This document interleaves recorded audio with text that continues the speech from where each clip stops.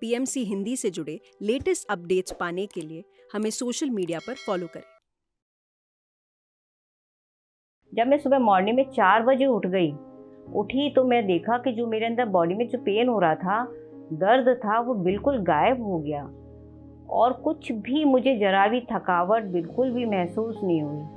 तो फिर मुझे रियलाइज़ हुआ ये बिल्कुल पिरामिड कैप का ही बहुत आश्चर्य चमत्कार है।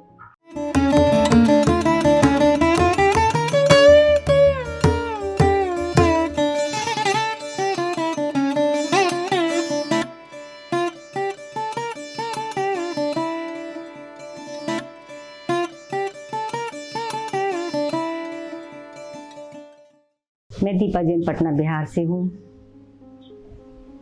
ध्यान की यात्रा से पहले मेरा जीवन बहुत ही विचित्र था। मुझे खुद भी नहीं पता था कि मेरा जीवन का उद्देश्य क्या है। कभी किसी भी कोर्स में चली जाती थी या कभी कुछ कर लेती थी, लेकिन एक कोई निश्चित नहीं था कि हाँ मुझे यही करना है। जीवन में इतने उतार चढ़ाव थे, किसी भी चीज़ में मन भी नहीं लगता था, ध्यान भी उलझा हुआ रहता था। तब मुझे पता चला, मेरी सिस्टर रितु रानीवाला ने मुझे बताया कि दी आप सेशन को अटेंड करिए और सेशन अटेंड आप ध्यान शुरू कीजिए। फिर मैंने ध्यान करना शुरू किया। सुबह मॉर्निंग का 6 बजे का जो ध्यान का प्रोग्राम होता था, उसमें मैंने व्हाट्सएप के द्वारा ध्यान करना शुरू किया। मुझे बहुत अच्छा लगने लगा। फिर मैंने यूट्यूब पे भी प्रोग्राम्स देखती थी। नीता भुजवानी का भी मैंने यूट्यूब पे प्रोग्राम्स देखे, तो उससे मेरे अंदर एक बहुत ही एक जागरूकता पैदा हुई। मैंने कहा नहीं, मुझे ये करना चाहिए। धीरे धीरे जब मेरे करने के साथ साथ मेरी बॉडी में भी चेंजेस आने लगे, मुझे बहुत पीस ऑफ माइंड लगने लगा। तो मैं उस ध्यान के सत्र से मैं जुड़ गई। फिर मुझे पता चला ब्रह्मश्री पितामह पत्री जी के बारे में। उनका मैंने देखा, उनका जो म्यूज़िक में फ्लूट मेडिटेशन जो है वो मुझे बहुत प्रभावित किया। उसको मैं 1 घंटे सुन कर के मैं मेडिटेशन करती थी और उससे मेरे अंदर जो बदलाव आया, और उसके साथ साथ मैं ड्राइंग भी मेरा एक सब्जेक्ट था जो मेरा वो भी बिल्कुल छूट गया था। ध्यान में आने के बाद जब वो ये बात कहते थे कि पत्री सर कहते थे कि जो इच्छा है वो करो, किसी चीज़ के लिए पीछे नहीं हटना है, जैसे जीना है जियो। तो वो जो मेरे अंदर, मुझे लगता है मेरे अंदर की दबी हुई जो कला थी, वो क्योंकि मैं फाइन आर्ट सब्जेक्ट से रिलेटेड हूँ, दबी हुई अंदर मेरी जो कला थी वो मेरे अंदर बाहर निकल के आई। मैंने अंदर से निश्चय कर लिया कि नहीं, चाहे कुछ भी हो, मुझे ये करना है। उनके प्रोग्राम्स भी मैं साथ साथ देखती थी और मैंने अपना ड्राइंग का काम भी करना शुरू कर दिया। उसके साथ साथ फिर मुझे ड्राइंग के साथ साथ फिर मुझे लगने लगा कि नहीं, ये ही मेरे लिए शायद बेटर होगा। उसके बाद फिर मैं प्रोग्राम्स वगैरह सब अटेंड करने लगी। अचानक क्या हुआ कि अचानक ही मेरी एक दोस्त की मृत्यु हो गई, वो एक्सपायर हो गई। वो मेरी बहुत अच्छी फ्रेंड थी। तो हम दोनों साथ साथ ही काम करते थे। पूरा कॉलेज लाइफ हमारा साथ ही निकला, लेकिन ये हुआ कि शादी हो गई, हम लोग का बिखराव हो गया। लेकिन फिर भी साथ साथ हम लोग मिलते थे। वो मेरी बहुत अच्छी फ्रेंड थी। तो उसके जाने के बाद ही मैं बहुत ही टूट गई। मुझे कुछ भी समझ में नहीं आता था। वो मेरे इंट्यूशन में आती थी कि मेरे मम्मी पापा के पास जाओ और उनको देखो, उनकी देखभाल देखो कि वो ठीक हैं कि नहीं, क्योंकि शी वॉज वेरी केयरिंग। तो मैं गई, उसके घर गई, मैंने देखा वहाँ सब कुछ ठीक था। मैंने उसको रेस्पॉन्स भी किया कि नहीं, सब कुछ ठीक है, तुम चिंता मत करो। तो ये मेरे साथ जो कनेक्टिविटी हुई, मुझे नहीं समझ में आता था तब कि कैसे हुआ, लेकिन ध्यान में आने के बाद मैंने इस चीज़ को महसूस किया कि वो उसका सोल था जो मेरे साथ कनेक्ट होता था। और वो मेरे साथ ध्यान में भी मेरे साथ कई बार आकर के जुड़ी। और मैं उसको आज भी मैं उसको ये बात कहती हूँ कि मेरे साथ ध्यान करो, बैठो और मुझे थोड़ा फ्री करो। तो जब मैंने उसको, मुझे लगता था इस चीज़ का कि मैंने उसको शायद बांध रखा था, लेकिन तब मैंने उसको ये इंट्यूशन दिया कि नहीं, तुम खुश रहो, जहाँ भी हो खुश रहो, अच्छी तरह रहो। उसके बाद वो मुझे बिल्कुल भी नज़र नहीं आई। तो ये एक मेरा बहुत अच्छा एक अनुभव था।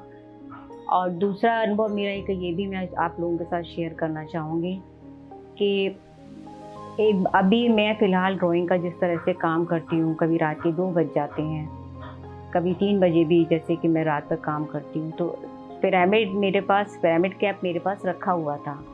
तो मैं सोने की तैयारी में थी, मैंने कहा 2-3 बज गए, अब मैं सो जाती हूँ। बहुत बुरी तरह मैं थक चुकी थी, मेरे हाथ पैर कमर में भी इवन को दर्द हो रहा था। तो उसके बाद फिर मैं सो गई और मेरे बगल में पिरामिड कैप था, तो मैं उसको लेकर के पकड़ के आराम से सो गई, बिल्कुल स्ट्रेट हो गई। तो मुझे लेटने के बाद ऐसा लगा जैसे कि पिरामिड कैप से कुछ एनर्जी वाइब्रेशन हो रहा है, एनर्जी वाइब्रेट हो रही है और वो मेरी पूरी बॉडी को हील कर रहा है।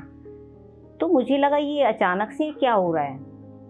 तो फिर उसके बाद से मुझे भी बहुत सरप्राइज़ था और ये लगा मेरे लिए भी बहुत पहला एक तजुर्बा था, एक्सपीरियंस था। तो मैं भी उस चीज़ को मतलब देख रही थी। ऐसा नहीं है कि मेरी आंखें, मैं बिल्कुल नींद में थी, मैं देख पा रही थी उस चीज़ को कि वाइब्रेशन किस तरह से मेरी बॉडी को हील कर रहा है। एकदम पूरा मतलब हेड से लेकर के मेरे यहाँ स्टमक तक वो पूरा वाइब्रेट हो रहा था। तो मैंने कहा ठीक है, मैं आराम से, फिर मैं 3 बजे तक मैं सोई रही, लेटी रही।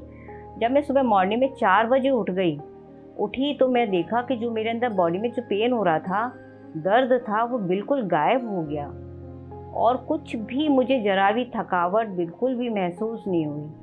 तो फिर मुझे रियलाइज़ हुआ ये बिल्कुल पिरामिड कैप का ही बहुत आश्चर्य चमत्कार है। तो उसके बाद फिर मेरा एक सेकंड एक्सपीरियंस ये भी है कि अभी फ़िलहाल मैं मार्च में एमपी में यात्रा करने के लिए गई थी। मैं जैन हूँ, जैन परिवार से बिलोंग करती हूँ। तो मेरे साथ काफ़ी लोग थे, करीब 6-8 लोग थे। तो सभी लोगों ने मना कर दिया कि हम पहाड़ पर नहीं जाएंगे। तो हमने कहा कि ठीक है, चलिए आप लोग नहीं जाते, हम लोग जाते। मैं थी, मेरे साथ मेरी एक सिस्टर इन लॉ थी, तो हम दोनों ही पहाड़ की यात्रा पर गए। तो वो यात्रा बहुत धीरे धीरे कर रही थी, वो पीछे थी मेरे, मैं आगे जा रही थी। तो फिर मुझे लगा कि जैसे जैसे मैं पहाड़ पर चढ़ती जा रही थी तो मुझे लगा कि नहीं, मुझे मतलब थोड़ा सा लग रहा है मैं नहीं कर पाऊँगी। फिर मैंने अपनी सांसों पे फोकस किया कि मुझे उस वक्त तुरंत क्लिक किया कि हाँ, ब्रह्मश्री पितामह पत्री जी कहते हैं कि नहीं, सांसों पर ध्यान दो, सांसों पर ध्यान दोगे तो आपके अंदर ऊर्जा बढ़ेगी। तो मैंने उस चीज़ को, मैंने कहा हाँ, ये मैं करके देखती हूँ। मैंने उसको करके देखा पहाड़ पे और आप विश्वास नहीं करेंगे कि मैंने पूरी यात्रा उस सांसों पर ही ध्यान दे करके ही उसको पूरा किया। मैं ऊपर तक भी, जब मैंने बिल्कुल भी किसी से कोई बात नहीं की, चुपचाप मौन होकर के, शांत होकर के और अपनी सांसों पे फोकस करके पैदल पूरी यात्रा की। करीब 50-60 मंदिर थे, पूरी पहाड़ी यात्रा करके मैं पूरी नीचे उतरी और उसके बाद भी मेरे अंदर कोई भी थकावट नहीं थी, इतना जोश था। आने के बाद हम लोगों ने नाश्ता वगैरह किया। हम लोग में मॉर्निंग में बिल्कुल भी कुछ भी खा करके हम लोग यात्रा नहीं करते हैं, सिर्फ पानी ले सकते हैं बस उसके बाद में। तो वो मेरे लिए बहुत ही अमेजिंग था कि किस तरह से वो यात्रा मेरी पूरी हुई। तब मुझे इस बात का पूरा कन्फर्म हो कि हाँ, सांसों के माध्यम से हमें उसके लिए खाना खाने की कोई ज़रूरत नहीं है। हम बिना खाना खा करके भी अपनी सांसों से जुड़ करके कोई भी, किसी भी तरह से हम अपनी यात्रा को, किसी भी काम को हम पूरा कर सकते हैं।